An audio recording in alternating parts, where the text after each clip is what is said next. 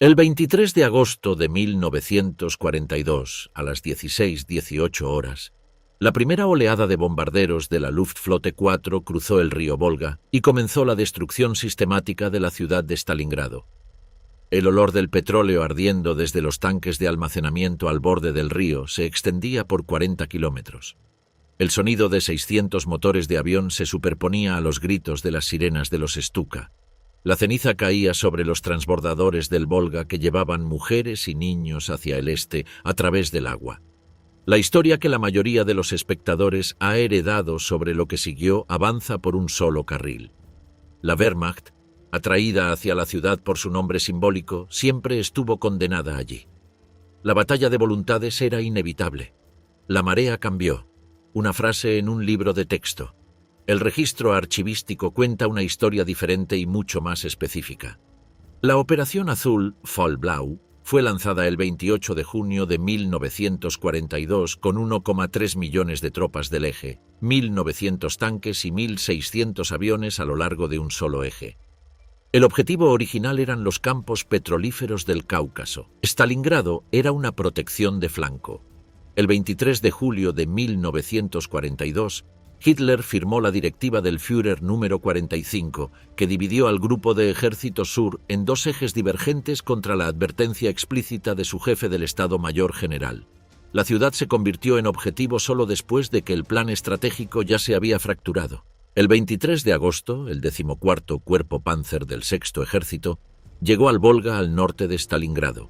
Las muertes civiles en las primeras 24 horas de bombardeo superaron las 1000. El 13 de septiembre, Friedrich Paulus ordenó el primer asalto terrestre al centro de la ciudad.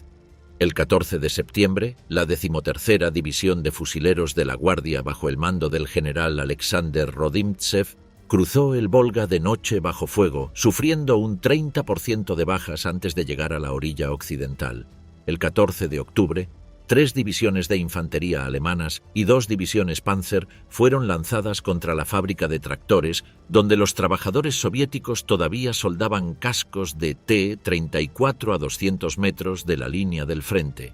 Y entonces, en la noche del 22 de noviembre de 1942, 6 horas después de que las pinzas soviéticas ya se habían cerrado detrás del Sexto Ejército en Kalach, Hitler firmó una orden en su cuartel general en Vinnitsa. La orden prohibía la ruptura del cerco.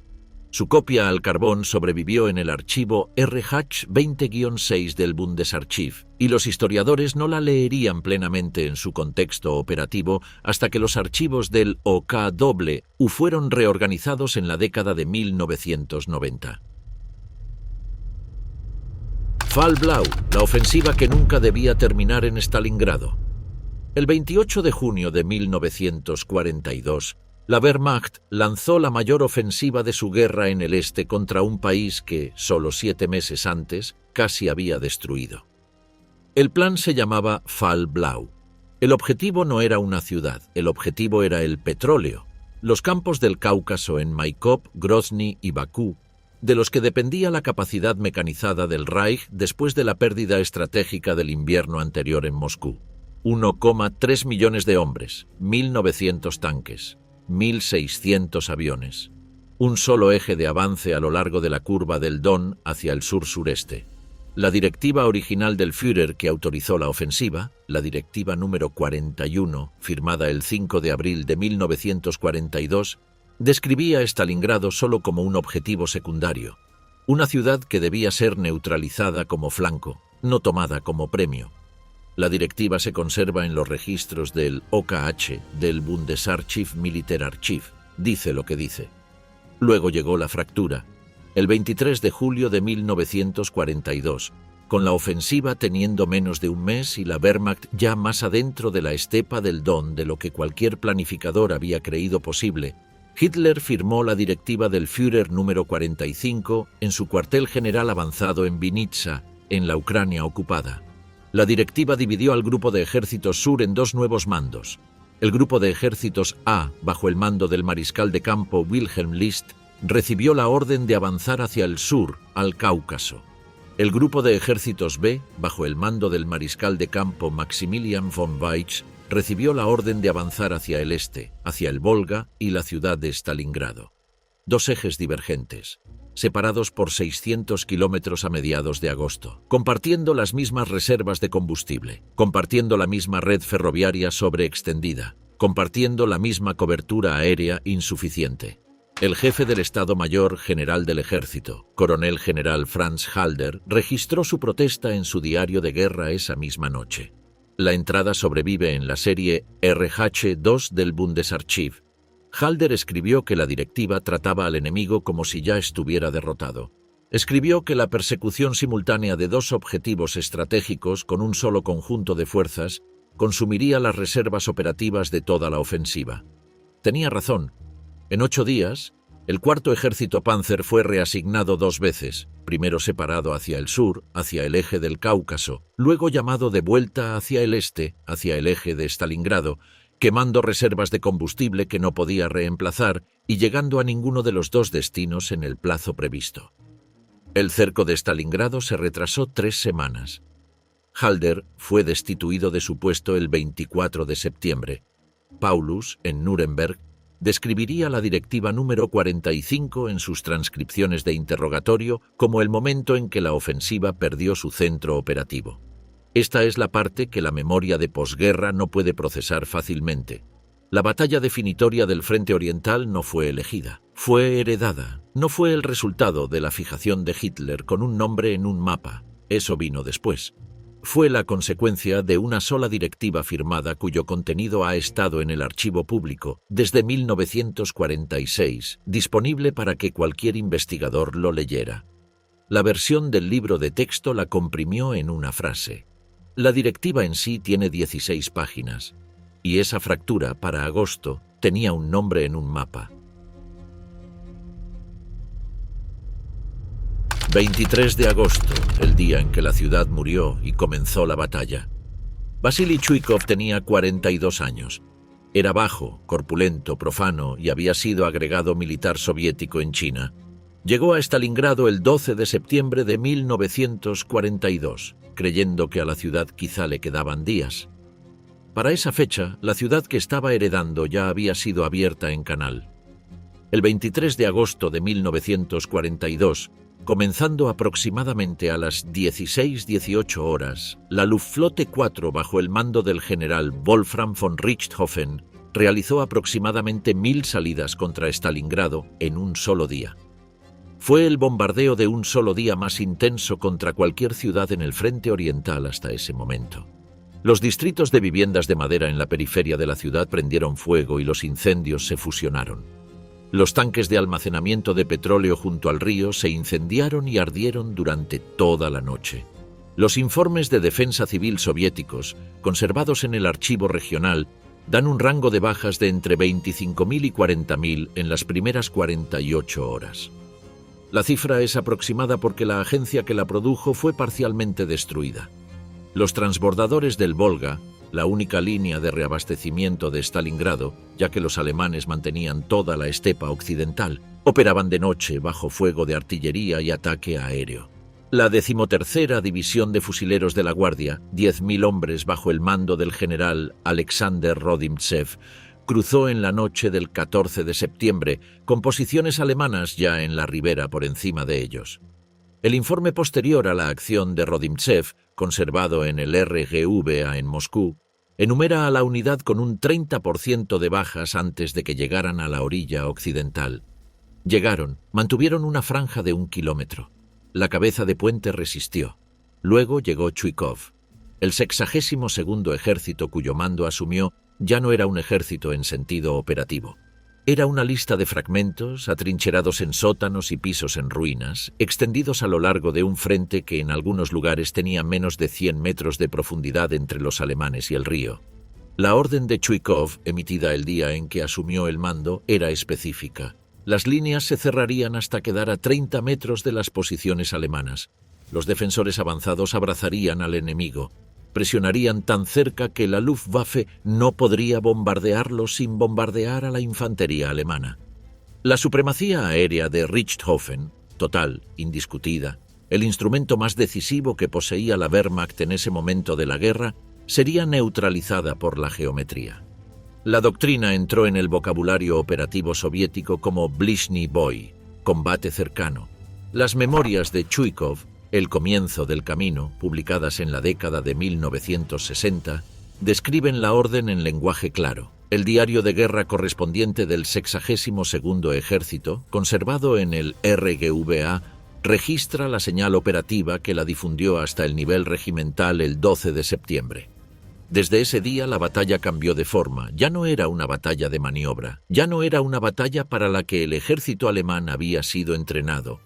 Los oficiales del Estado Mayor del Sexto Ejército, leyendo sus informes diarios de situación hasta finales de septiembre, todavía creían que quizá estaban a una semana de completar la limpieza de la ciudad. Los mapas en su cuartel general en Golubinsky, en el Don, mostraban la cabeza de puente soviética como un rectángulo delgado, fácilmente reducible. No estaban equivocados sobre el rectángulo, estaban equivocados sobre cuánto tiempo tomaría entrar en él. Los registros operativos alemanes capturados enumeran 9 asaltos separados de fuerza divisional contra la ciudad central entre el 14 de septiembre y el 13 de octubre. Cada uno avanzó unos cientos de metros y se detuvo. La tasa de bajas entre los batallones de asalto superó el 50% en algunos sectores.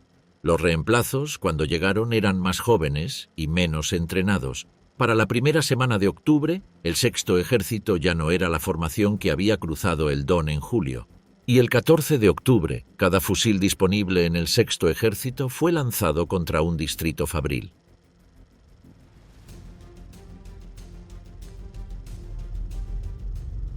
Rattenkrieg, guerra de ratas dentro de las fábricas del Volga. En el otoño de 1942, dentro de 3 fábricas en la orilla occidental del Volga, la guerra dejó de parecerse a cualquier guerra que se hubiera librado antes. La fábrica de tractores, la planta de armamento Barricadi, la acería Octubre Rojo, 3 complejos industriales alineados a lo largo de la ribera en los distritos del norte de la ciudad, cada uno cubriendo varios kilómetros cuadrados de fundiciones, naves de máquinas, ramales ferroviarios y concreto reforzado. El 14 de octubre de 1942, con las primeras luces, comenzó el mayor asalto alemán de toda la batalla. 3 divisiones de infantería y 2 divisiones Panzer, la 14ª, 24ª y 16ª Panzer, la 305ª y la 389ª de infantería, en un frente de aproximadamente 5 kilómetros. El diario de guerra del Sexto Ejército, Bundesarchiv RH 20-6, registra que el asalto comenzó con la preparación artillera más intensa que el ejército había usado dentro de la ciudad. La fábrica de tractores era el objetivo principal. Al final del primer día, elementos avanzados alemanes estaban dentro de los talleres. Para el 1 de noviembre, la fábrica estaba en manos alemanas. Los propios partes del Sexto Ejército enumeran 13.000 bajas en 17 días solo para ese sector. Dentro de los talleres, la lucha no se parecía al combate tal como aparecía en cualquier manual alemán de preguerra. La infantería alemana la llamó Rattenkrieg, la guerra de ratas, piso por piso, escalera por escalera, el mismo edificio cambiando de manos 2 y 3 veces en un solo día. Una puerta capturada a las 9:00 horas, perdida a las 13:00, retomada al anochecer, abandonada a medianoche. Los defensores soviéticos eran tropas del 62º Ejército mezcladas con milicias obreras extraídas de las propias fábricas. Las fotografías de Stalingrado del corresponsal soviético Georgy Zelma, conservadas en el Archivo Estatal Ruso de Cine Documental y Fotografía, muestran soldadores con gafas dentro de los mismos talleres donde operaban los grupos de asalto alemanes. Algunos de los cascos de T-34 ensamblados en octubre de 1942 salieron directamente del piso de producción y entraron en combate sin pintura, sin marcas. Al sur del distrito fabril, en una pequeña plaza sobre la línea de la calle 9 de enero, 4 pisos de un edificio de apartamentos perforado por los proyectiles llegaron a ser conocidos por el nombre de uno de sus defensores. El sargento Yakov Pavlov, de la 13ª de Guardias, sostuvo el edificio durante 58 días con una guarnición que, en el registro documental, variaba entre 2 docenas y 30 hombres. Lo sostuvieron contra repetidos asaltos de fuerza de batallón. El edificio aún sigue en pie. La placa en su pared enumera nombres. Al oeste, en Mamayev-Kurgan, la colina 102,0 en los mapas alemanes, el suelo estaba tan removido por el fuego de artillería que los sobrevivientes registraron que la nieve que cayó en noviembre se volvió oscura en menos de una hora. La colina cambió de manos 14 veces durante la batalla. Un francotirador del Ejército Rojo llamado Vasily Zaitsev, del 1047º Regimiento de Fusileros, llevaba un conteo en los registros de su unidad. Los relatos soviéticos de guerra situaron su total confirmado en 225 para mediados de diciembre. La investigación especializada en los archivos posteriores a 1991 ha comprimido y refinado la cifra, pero no la ha borrado. El informe de combate de Zaitsev y los partes del regimiento se conservan ambos en Tzamo. Dentro del Sexto Ejército, el gasto diario de munición comenzó a superar la capacidad ferroviaria de la línea de suministro detrás del Don. Para el 5 de noviembre, los comandantes de división estaban racionando los proyectiles de artillería. Para el 11 de noviembre, el último empuje alemán alcanzó el Volga en 3 lugares. No pudieron mantener una línea continua entre ellos. El ejército ya no era un ejército avanzando a través de una ciudad. Era una constelación de puntos fortificados en una ciudad que ardía a su alrededor, con el Volga a un lado y una estepa abierta al otro, y la estepa sostenida por formaciones rumanas e italianas cuyas escalas de equipo los propios oficiales de Estado Mayor de la Wehrmacht describían en privado como inadecuadas. Las cartas Feldpost de corresponsales alemanes, conservadas en colecciones soviéticas de correo capturado, repiten una frase con distintas caligrafías durante octubre y noviembre. Nada aquí es lo que nos dijeron. Y la pregunta, del lado soviético, ya no era si contraatacar, sino dónde se rompería la línea.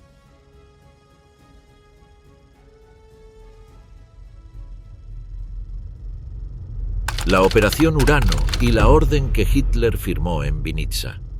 El 19 de noviembre de 1942, a las 7:20 horas, 3.500 piezas de artillería soviéticas abrieron fuego sobre las posiciones del Tercer Ejército rumano al norte de la curva del Don. El bombardeo duró 80 minutos.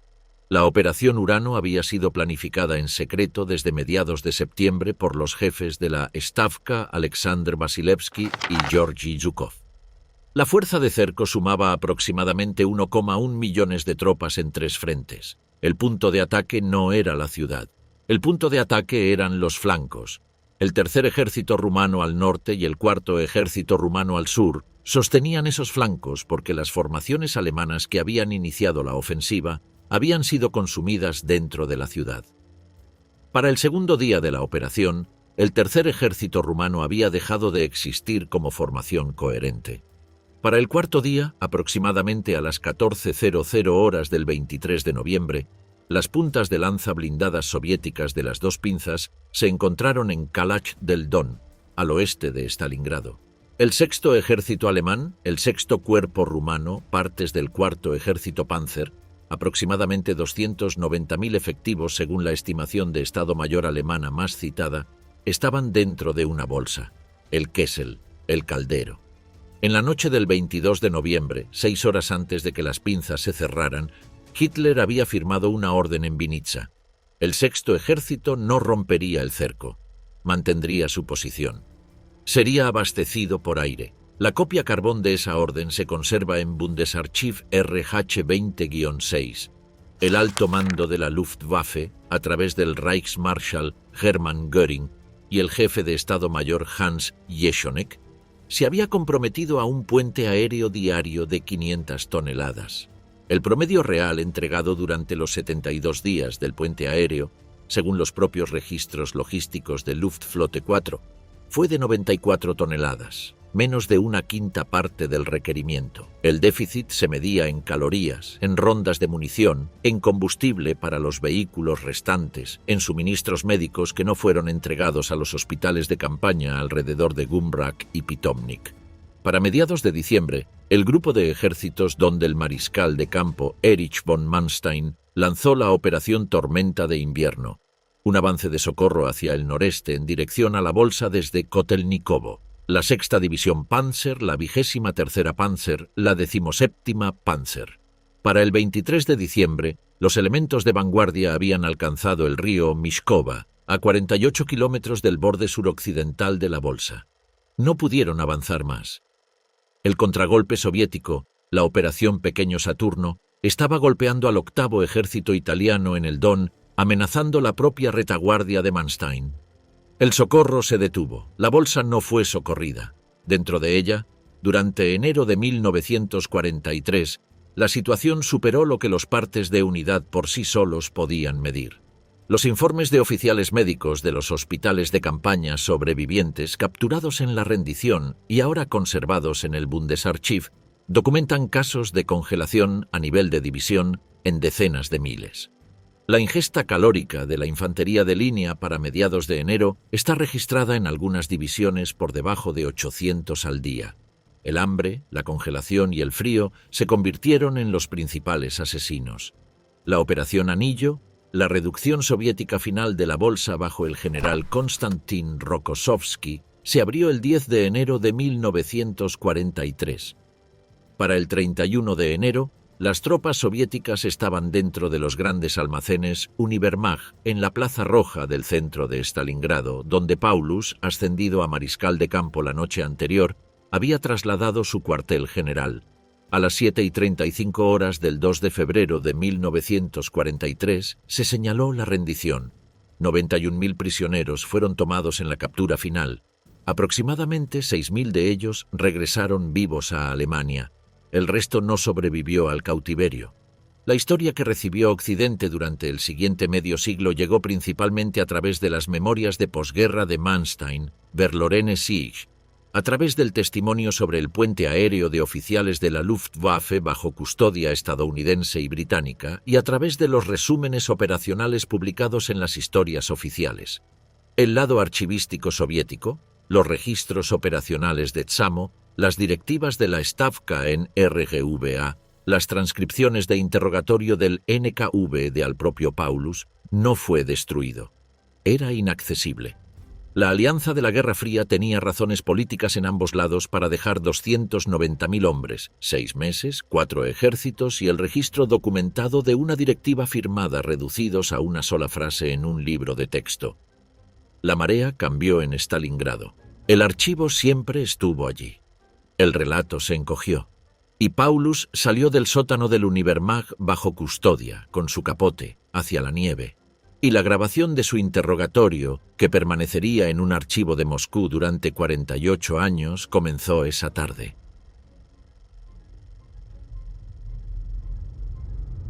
Los archivos que se abrieron en 1991 y los nombres que regresaron. En la primavera de 1943, en un edificio de madera a las afueras de Moscú, un historiador soviético llamado Isaac Mintz comenzó a registrar entrevistas con los hombres que acababan de sobrevivir a la batalla. El proyecto se llamó la Comisión Mintz. Fue financiado bajo prioridad de guerra. Los historiadores viajaron a posiciones avanzadas, a salas de hospital, a batallones de descanso en la retaguardia, con taquígrafos y cuadernos. Entrevistaron a sobrevivientes del 62º Ejército de las Fábricas. Entrevistaron a los oficiales de Rodimtsev de la 13ª de Guardias. Entrevistaron a civiles que habían sido evacuados a través del Volga en agosto de 1942 y regresaron en febrero de 1943 a una ciudad que ya no existía. Las transcripciones alcanzaron miles de páginas. La colección quedó establecida en 215 transcripciones con nombres en el archivo del Instituto de Historia de la Academia Rusa de Ciencias en Moscú. Luego permaneció allí, durante más de 50 años. Las transcripciones de la Comisión Mintz no fueron destruidas, no fueron censuradas. Eran institucionalmente inconvenientes, demasiado granulares para la mitología oficial que se estaba construyendo en la década soviética de 1950, demasiado soviéticas para la investigación occidental seria en esa misma década, demasiado periféricas para la narrativa estratégica que las memorias de Manstein estaban construyendo en la publicación de Alemania Occidental. Fueron archivadas, fueron catalogadas. Estaban disponibles en principio para un investigador que supiera preguntar. Lo mismo ocurría con el archivo operacional en Samo, en Podolsk. Lo mismo ocurría con los archivos de interrogatorios de prisioneros de guerra de Krasnogorsk, que contenían las declaraciones grabadas de cada oficial de campaña capturado del Sexto Ejército, incluido Paulus. Lo mismo ocurría con el Bundesarchiv Militärarchiv, en Friburgo, donde el Kriegstagebuch del Sexto Ejército y los registros logísticos de Luftflotte 4 se habían conservado desde la década de 1950 en las colecciones de documentos capturados. La prueba ya existía. En 1991, con la disolución de la Unión Soviética, las colecciones de Chamo y RGVA comenzaron a abrirse a investigadores occidentales. Stalingrad, de Anthony Beevor, publicado en 1998, fue la primera historia operacional en lengua inglesa que recurrió de manera sustancial a esos archivos. En 2015, el historiador Jochen Hellbeck publicó Stalingrad, The City That Defeated the Third Reich, basándose en las transcripciones Mintz que finalmente habían sido editadas y parcialmente traducidas. Ambas obras produjeron una batalla que no era nueva, era la misma batalla. La realidad granular siempre había estado en el archivo. Lo que había cambiado era el acceso, y a través del acceso, la entrega. De los 91.000 prisioneros del Eje tomados el 2 de febrero de 1943, los últimos 6.000 repatriados volvieron a casa en 1955. La mayoría desde Krasnogorsk, donde el propio Paulus había estado detenido hasta 1953, antes de ser liberado a la República Democrática Alemana. Murió en Dresde en 1957. El cementerio de guerra alemán de Rosochka, en la estepa al oeste de Volgogrado, fue inaugurado en 1999 con tumbas nominadas donde podían asignarse tumbas nominadas. La placa de la casa de Pavlov en la Plaza 9 de Enero, ahora Plaza Lenin, fue colocada en la década de 1960 y enumera los nombres de los defensores. El elevador de grano en el extremo sur de la ciudad, la estructura dentro de la cual la 35ª División de Fusileros de Guardias y elementos de la 92ª Brigada de Infantería Naval combatieron del 17 de septiembre al 22 de septiembre de 1942. Aún sigue en pie. Su concreto está picado por impactos. Los visitantes pasan junto a él sin saber qué unidad murió dentro de él y en qué día de octubre de 1942. El elevador de grano sigue allí. El Volga aún pasa junto a él. Dentro del archivo del Instituto de Historia en Moscú, las transcripciones Mintz permanecen en el estante donde fueron colocadas en 1943, esperando a un lector. Una de esas transcripciones registra el testimonio de un soldado del 62º Ejército entrevistado en los primeros meses de 1943, un sobreviviente de la lucha del elevador, que describió la posición como un hombre describe una habitación que todavía puede ver cuando cierra los ojos. La escalera, el polvo del grano, el sonido de los semiorugas alemanes junto al muro.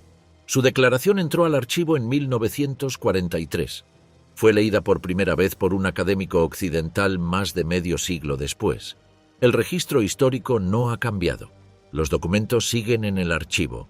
La orden que Hitler firmó en Vinitsa la noche del 22 de noviembre de 1942 sigue en el archivo Bundesarchiv RH 20-6, 16 páginas, completamente legible, exactamente como fue firmada. Las transcripciones de la comisión Mintz siguen en el estante. El diario de guerra del 62º Ejército sigue en RGVA. El elevador de grano sigue allí. La verdad de lo que ocurrió, en una fecha específica, en un lugar específico, a seres humanos específicos, sigue allí, completamente documentada, completamente recuperable, completamente sin editar. El libro de texto registró una frase. El archivo registró lo que ocurrió. Este contenido es solo para fines educativos y de reflexión histórica. Para citas académicas, consulte las fuentes archivísticas primarias mencionadas.